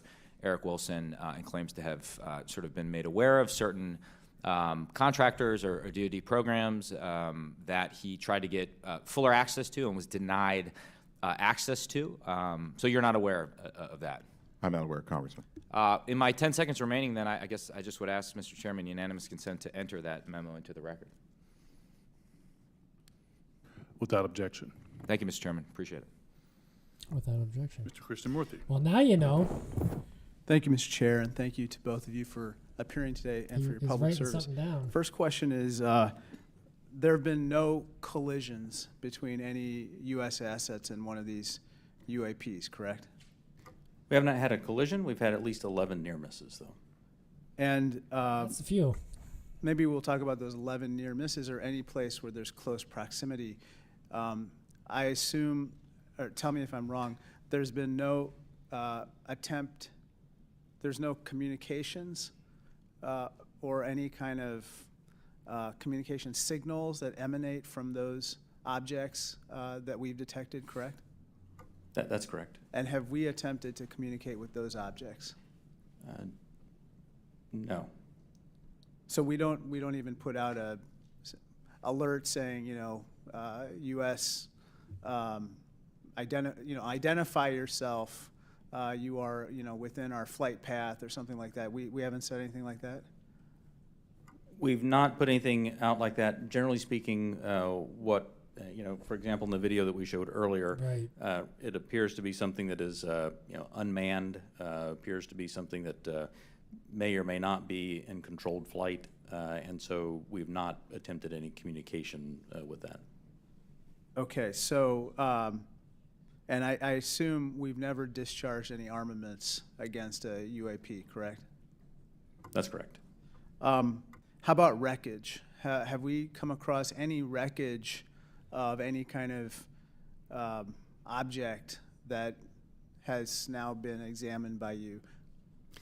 The UAP task force doesn't have any wreckage that isn't explainable, that isn't consistent with being of terrestrial origin.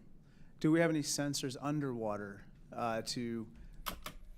There it is again. So are they saying that the accusations of wreckage that they've acquired wreckage from foreign adversaries that they've explained, or are they saying that the materials made of this unknown, like we don't know who made it, but the materials that it's made of could be classified as terrestrial materials, like are of isotopic ratios that, like the bismuth fucking layered bullshit, like the weird materials, like, oh, that's interesting. And also, like, aren't there studies going on right now, like going through peer review from Jacques Vallée and Gary Nolan about materials? Like, isn't there like some actual academia going on about like is that what they're going off of? Or like I need to know more. I want to know more about the materials. Detect on submerged UAPs, anything that is in the ocean or in the seas. So I think that would be more appropriately addressed in closed session, sir. Okay. Why is the ocean so locked up? They're locked up more than space. God damn. They won't talk about USOs. Why? I wonder why they won't talk about USOs. I think one of the biggest questions that I have is fucking mermaids, man. We say with a lot of probability, we say they, quote unquote, probably do represent physical objects, close quote. When we say probably, is that because we cannot conclusively say that they are physical objects? In the task force report, when I say probably represent physical objects, most of them represent physical objects. There could be some that are more of a meteorological phenomena, something like that, Plasma. that may not be a physical object in the sense that most people think of something you could go up and touch. But the ones where you say you wouldn't most touch of a them ball of plasma. Represent physical Don't objects. don't Can you say basketball that the ball of they plasma. are definitely, like with 100% certainty, that they are physical objects? I can say with certainty that a number of these are physical objects. Okay, so we can't rule out that some of them may not be physical objects. So, some certainly could be a sensor anomaly or something like that. Some could be. Now, how about with regard to UAPs? We've talked about UAPs on training areas, but obviously there's some sensor bias. I would think we put sensors in training areas. How about with regard to non-training areas? Do we track what's in open source and what civilians and others have That's tracked? what I wanted to say. And have we Civilians. found That's the correct similarities phrasing. to what they've observed in terms of UAPs in non-training areas to the ones that are in training areas? The UAP task force has worked very hard to make sure the data set that we're working with is a data set that we have very good control over that data. So we have some partners. Civilian data is not reliable, and that's probably the case, because if you just opened it up and said, send us your UFO video, like fucking people do on their YouTube channels, like that. Hey, you could DM me your YouTube, fucking put it on YouTube, and we'll show it to everybody, and we'll comment about it. No, that's like you would get so many like fucking misidentifications and hoaxes and bullshit. Like, so I get not including UFO civilian data, but there has to be something between these guys and us, because that's an awful waste of data. I mean, there's a lot of people with their fucking cell phones out there collecting data. There's a beast with a million eyes out there. And if we could take all of our data and run it through an app that could determine, through AI if it's been fucked with, look at the metadata and whatever, and figure out if it's been fucked with, and analyze it, and then take that data into a database that is accessible by these people. Like, that would be great. Like, if Tom DeLonge could get on that app that he'd been talking about, where it's basically the UFO stalker app, but better. Like, if he could just get on that, I understand it probably takes like a couple $1 million, and he's probably like a little bit like run ragged by now. But come on, man. Partnerships with FAA so that we get some of that. So yeah, we there's get that reporting commercial. in. Yeah, But we if got it comes to commercial just data. open source reports, or someone says that they saw something, that generally does not make it into our database. So basically, it sounds like we have a good partnership with FAA, but apart from FAA, we don't have partnerships with other agencies or other entities that might be tracking so that we could enlarge our data set to make comparisons. So we will. So that's the goal of this next effort, will be to expand that relationship with the rest of government and the interagency, so we can understand what they're seeing, what we're seeing. We can correlate on each other's holdings Because and I hopefully think, resolve this. sorry to interrupt, but I think that we might have a bias right now going on with regard to just reporting on UAPs being in training areas when we don't really track what's happening elsewhere. Last question, have our encounters with UAPs altered the development of either our offensive or defensive capabilities, or even our sensor capabilities? We'd save that for the closed session. Yeah, Okay, great. That's a good closed session question.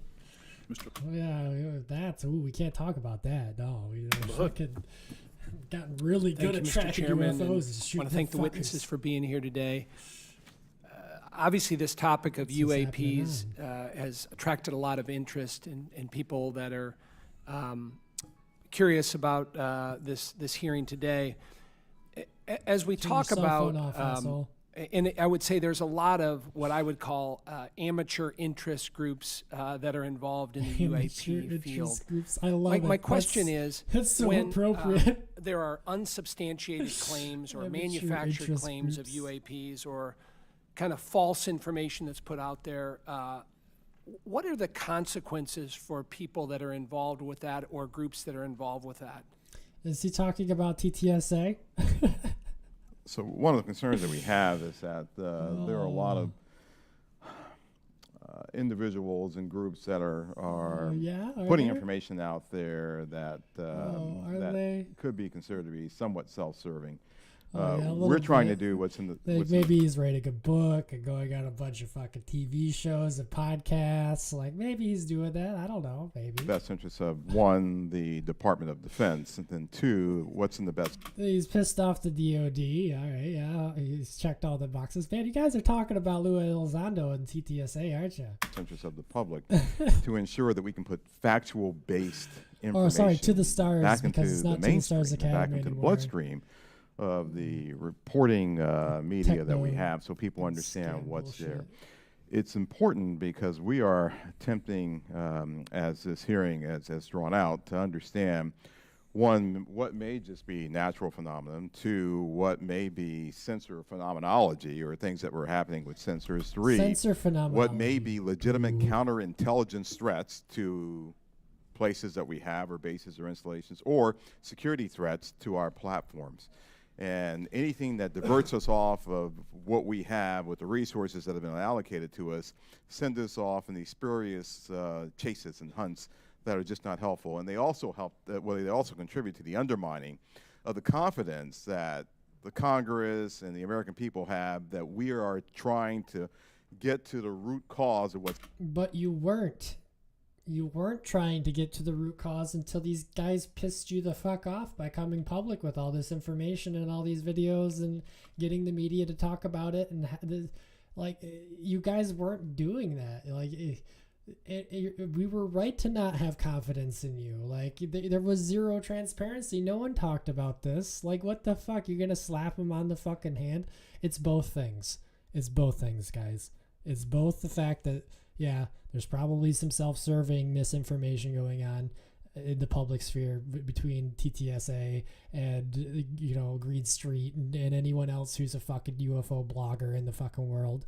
Yes, and it's also that these guys need to take accountability for their lack of transparency and the lack of investigations and the stigma that they've installed and the decades and decades of fucking, just bullshit about this subject. Just instead of taking it seriously, just it's both What's happening things. here, report on that, and then feed that back into our national security apparatus so we are able to protect the American people and our allies. So it is harmful, it is hurtful, but hopefully if we get more information out there, we'll start to lessen the impact of some of those spurious reports. So just taking that a step further, that misinformation, false narratives, manufactured, so what are the consequences? Are there legal consequences? Are there examples that you can give us where people have been held There's no accountable legal by precedent, this no. misinformation or disinformation? I can't give you, any examples where somebody's been legally held liable for putting something out there, but Well, I guess what's the deterrent from people engaging in this activity? I don't know. I don't have that There answer. are none. That's something that welcome the dialogue with Congress to talk about that with the members who help legislate those laws to say what should be the legal ramifications that we could use to potentially hold individuals accountable. Whether We want to sue the fuck out of Lou Elizondo for doing all the things he do. We're going to get all them people together. We're going to slap them on the wrist. Hell, put off, get ready to bend over. That's pretty much what he's saying. it be citizens or information that might be injected into our media by other forces or other countries, if you will. And in terms of DOD's review and analysis in this field, I mean, is there a standard in place when it comes to UAPs? I mean, is there any guidance you look to that's codified in law or otherwise within DOD that kind of sets out the standards for UAPs and what to look for? I think that's part of what the group that we're standing up that's now will be what they're doing. chartered to do. We're actually, from my organization, we'll be looking at policy and standards that we have to come to you and work with you to actually put in place and promulgate across our government. Thank you. I yield back. Gentleman yields back. Mr. Welch. Thank you. I'm going to follow on the line of questions from Mr. LaHood. Gentlemen, what seems incredibly difficult for you is that there's two almost competing but different narratives. One is no one knows whether there's extraterrestrial life. It's a big universe, and it would be pretty presumptuous to have a hard and fast conclusion. And then if there is, it's not beyond the realm of possibility that there is some exploration coming here. And that underlies a lot of the reports you get. I think Mr. LaHood was asking about that. People think there must be extraterrestrial life, and it's not at all beyond the pale that there would be a visit here. On the other hand, as the DOD, you have the responsibility to make sure that our national security is protected, and that if there are surveillance drones or active drones that can disable our systems, that has to be analyzed, has to be stopped. So how do you divide how do you separate your responsibilities where you get all these reports from folks others who, maybe in good faith, maybe not, believe that you should be investigating every possible report of a extraterrestrial incident? I'll start with you, Mr. Moultrie. Sure, indeed, Congressman, and thank you for the question. It's important that we, as a part of this effort, really build out the relationship that we have with others, including NASA, and for the reasons that you just pointed out. So there are elements in our government that are engaged in looking for life in other places, and they have been doing that for decades. Right? Yeah. They've been searching for extraterrestrial life.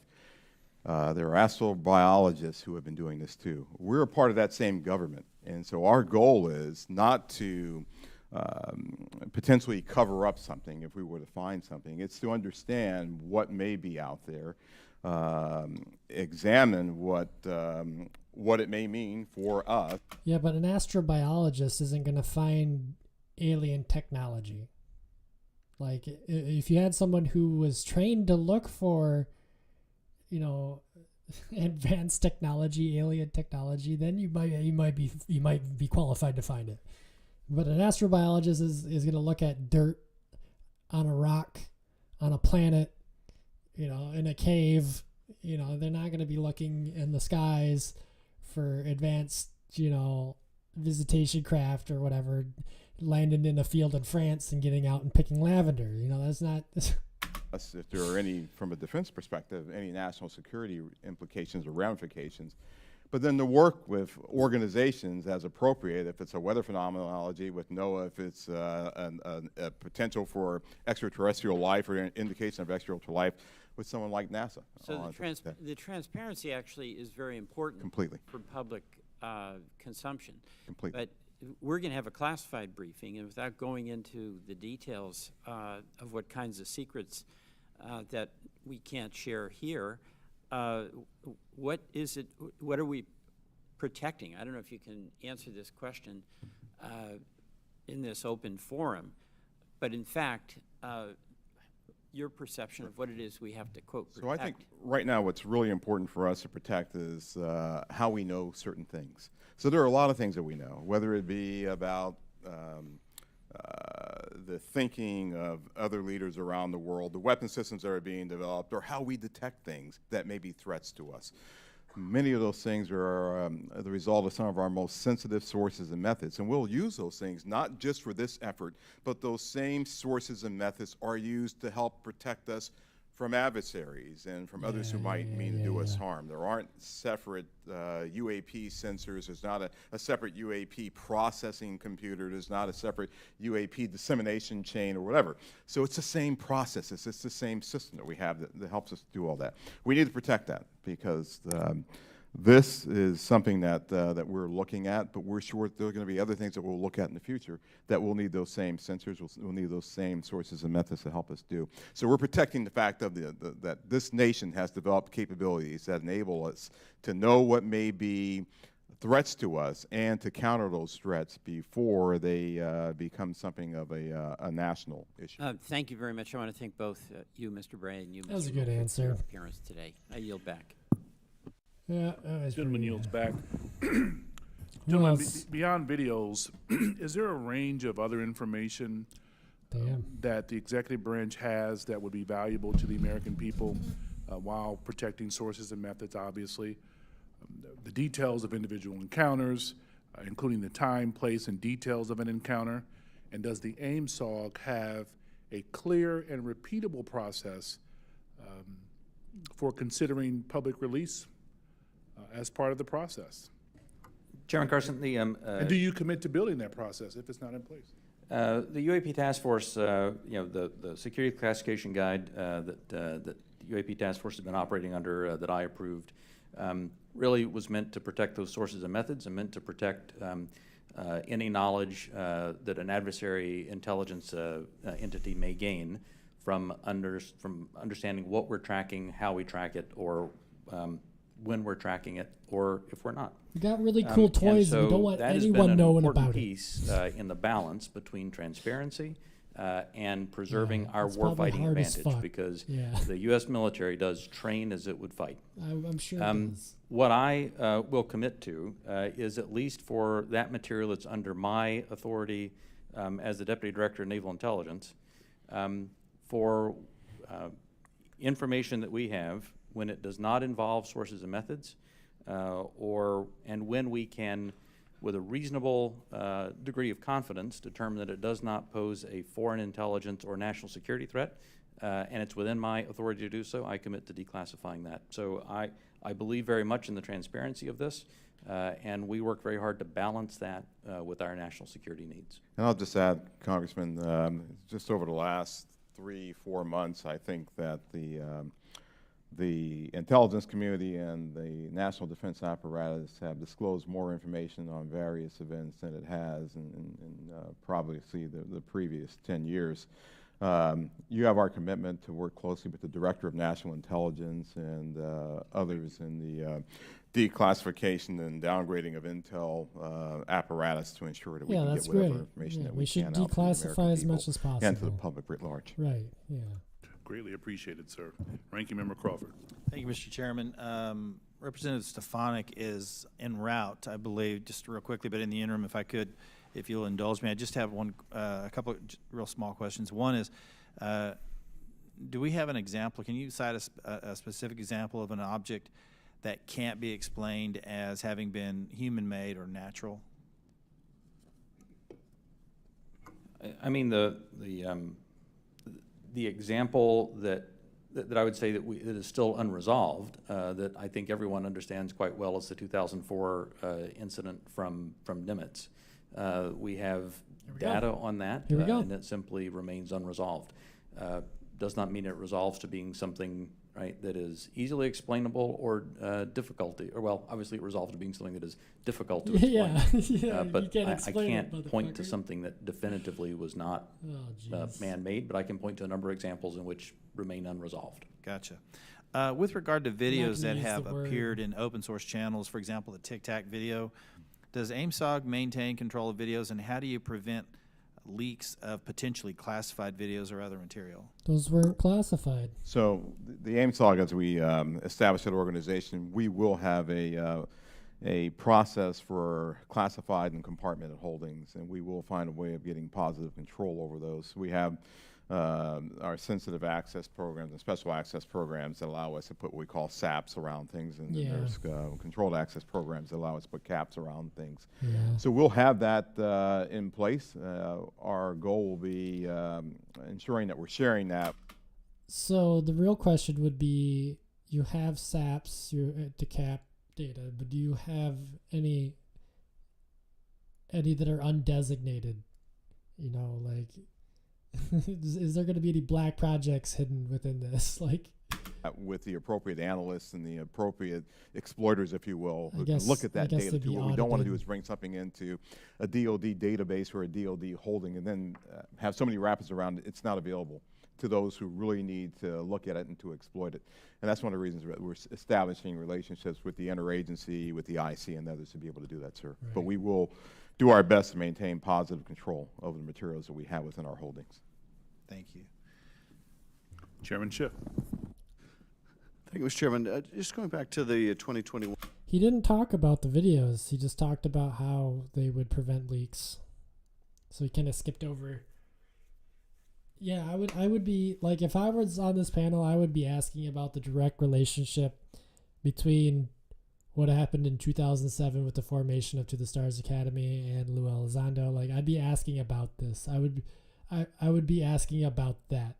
Like, they did a little bit, they alluded to it a little bit, but they're not asking, like, directly about, like one report, you know, under the category of UAP appear to demonstrate advanced technology. Those 18 incidents in which some of the UAP appear to remain stationary, winds aloft, move against the wind, maneuver abruptly, or move at considerable speed without discernible means of propulsion. It goes on to say, in a small number of cases, military aircraft systems processed radio frequency energy associated with UAP sightings. I couldn't tell from that whether that small number of cases was a part of the subset of 18. That is, among the 18 which appeared to move with unusual pattern or flight characteristics, did some of those also emit radio frequency energy? I would have to check with our UAP task force on that. I believe, without getting into specifics that we can do in the closed session, at least some that we have detected RF emissions from were not behaving oddly otherwise. And the significance of measuring that radio frequency energy is what? That we suspect that this was some form of aircraft in which there were radio transmissions? The biggest thing that you're looking for there is any indication of an effort to jam whatever sensors that we may have looking at it. But I would also add to that radio frequency, as you know, Congressman, is used to control various platforms too. So the fact of emanations coming off of any platform, whether it be a UAV or another platform, could be radio frequency activity related to that entity transmitting out or something transmitting to that platform. And of course, we have a sensitivity with our airborne platforms of picking it up, which is one of the reasons that we try to prevent people from using their cell phones on airplanes and things like that. It's very sensitive to RF emanations. So that's a part of what we'll be looking at in the AIMSOG. What is this? Is this something that we can collect on, and can we start to characterize the signaling environment around the emanations that may be coming off of some of these UAPs? That's good. So that energy then that was recorded could be either an effort to jam, or it could be an effort to control a UAV, or any other communication with that craft. I would say that's accurate. Right. Thank you, Mr. Chairman. Thank you, Chairman. As the ODNI report makes clear, one possible explanation for UAPs is that we are detecting U.S. aircraft, either secret air programs or even test prototypes. I won't ask you in this setting, obviously, to describe any secret DoD programs. That said, I do want to make sure the U.S. government isn't chasing its own tail. Firstly, do you have a clear and repeatable process to check with compartmented programs about whether a UAP sighting is attributable to a U.S. aircraft? Secondly, does the AIMSOG staff have the clearances and read-ons that they need to investigate all of these incidents? And thirdly, when your staff cannot be read on, are your questions to those who are read on even being answered? So I'll start, and then I'll pass that to Mr. Bray. So we're very conscious of the potential blue-on-blue issue or U.S. on U.S., and so we've established relationships with organizations and entities that are potentially flying or developing platforms for their own interests, if you will. And our goal is... Excuse me? For their own interests, if you will? Platforms that could be mistaken as UFOs. To continue, and we have a repeatable process. I think we've had that process for some time to deconflict activities that we may have to ensure that we are not potentially reporting on something that may be a developmental platform or a U.S. operational platform that is performing either testing or performing a mission. So we will have that in place. We've already had those discussions with organizations and entities. We want to ensure that we're protecting their equities. We want to ensure that we're their equities. So it's these fucking multi-billionaires, international groups that have been building reverse engineering UFOs. Yeah, that one. That group, that organization. Protecting their sources and methods while also getting at what we have here. For their own interests to go off planet, probably. Absolutely. The UAP task forch has had a process in place to work with other elements of the Department of Defense and other elements of the government to ensure that there is as simple a way as possible to deconflict those. And when we reference that in the report, I should say that we were simply accounting for the fact that there could possibly be one or two data points that had leaked through, but we were quite confident that was not the explanation. How are you all liaisoning with Space Command? Specifically, how are you partnering with the parts of the U.S. Space Command responsible for space domain awareness? And how, if at all, are you partnering with the Space Force to analyze UAPs? The UAP Task Force has a very good relationship with Space Force, as it does with the rest of the Department of Defense. We have pulled analysts in from Space Force to ensure that that we're availing ourselves of that expertise, as well as. So you're bringing Space Force analysis teams into the UAP task force to look at what, UFOs in orbit? Any other material they may have that would be helpful. And Congressman, as you know, Space Force and Space Command, they have responsibility for space domain awareness. So what we've done, we coordinated with Space Force, we coordinated with their J2, and she is on board in terms of helping us plug into what they have and for us to have this interactive exchange of information and data. And we're doing that with all the services, not just with Space Force or Space Command. Thank you, sir. Thank you, member. Any additional questions? All right, Chairman Schiff. All right. With that, I want to thank you all for taking the time out. I also want to thank my colleagues on both sides of the aisle for participating in this very historical and important hearing. I think it's one of the few times we can demonstrate some degree of bipartisanship around UAPs. Yeah, and we all UFOs, love so I love it. UFOs. Appreciate it. Thank you. And we will see you all. We will recess this hearing for the moment and return in a closed session at noon. Wow. I want to go to the closed session. That would have been dope. Wonder what happened there at the closed session, guys. What do you think? What do you think went on at that closed session, huh?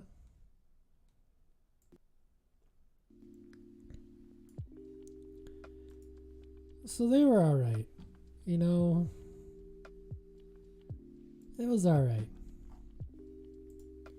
Some of the questions were, yeah, a little wet napkin, but most of them were pretty good.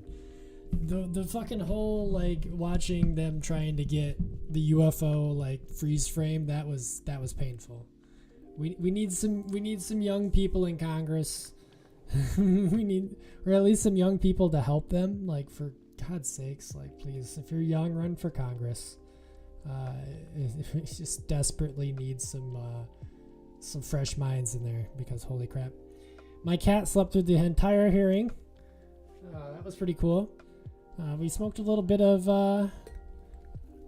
pretty good cannabis. Smoked some of that garlic breath. I'm feeling all right. I got cotton mouth like I've been eating plants all day, but yeah, thanks for joining me. I think probably I'll wrap it up here. Who do we got? We got Chris Kaufman, Carlisle. I know Mental Alchemy was here. Epic Nerd Hype and the Vibe Tribe over there on Twitch. Thank you very much for retweeting our live notification over on Twitter. You can follow me there at Victorbot3. Make sure to do the things that they do on YouTube. I almost said Facebook. Just do the things, you know. It's like it. You gotta like share it. You gotta like dislike it. You gotta like share it, dislike it, and then like it, and then subscribe. And if you do that, you'll appease the algorithm gods enough to boost my my show here. So thanks. Yeah, cool. All right. I'm gonna take off. I'm gonna get some food in me, and I hope you all have a wonderful night.